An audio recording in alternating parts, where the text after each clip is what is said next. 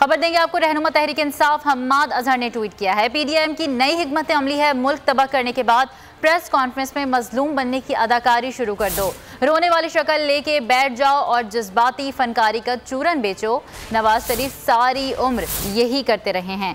रहनुमा तहरीक इंसाफ हम्माद अजहर ने ट्वीट किया है, पीडीएम की नई हिकमत अमली है, मुल्क तबाह करने के बाद प्रेस कॉन्फ्रेंस में मजलूम बनने की अदाकारी शुरू कर दो, रोने वाली शक्ल लेके बैठ जाओ और जज्बाती फनकारी का चूरन बेचो। नवाज शरीफ सारी उम्र यही करते रहे। रहनुमा तहरीक इंसाफ हम्माद अजहर ने ट्वीट किया है, पीडीएम की नई हिकमत अमली है कि मुल्क तबाह करने के बाद प्रेस कॉन्फ्रेंस में मजलूम बनने की अदाकारी शुरू कर दो।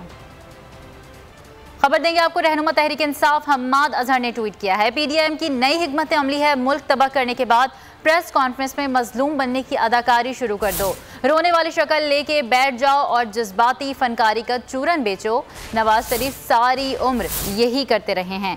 रहनुमा तहरीक इंसाफ हम्माद अजहर ने ट्वीट किया है, पीडीएम की नई हिकमत अमली है, मुल्क तबाह करने के बाद प्रेस कॉन्फ्रेंस में मजलूम बनने की अदाकारी शुरू कर दो, रोने वाली शक्ल लेके बैठ जाओ और जज्बाती फनकारी का चूरन बेचो। नवाज शरीफ सारी उम्र यही करते रहे। रहनुमा तहरीक इंसाफ हम्माद अजहर ने ट्वीट किया है, पीडीएम की नई हिकमत अमली है कि मुल्क तबाह करने के बाद प्रेस कॉन्फ्रेंस में मजलूम बनने की अदाकारी शुरू कर दो। मैं हूं जैस्मीन मंजूर और आप मुझे देखेंगे सिर्फ बोल पर।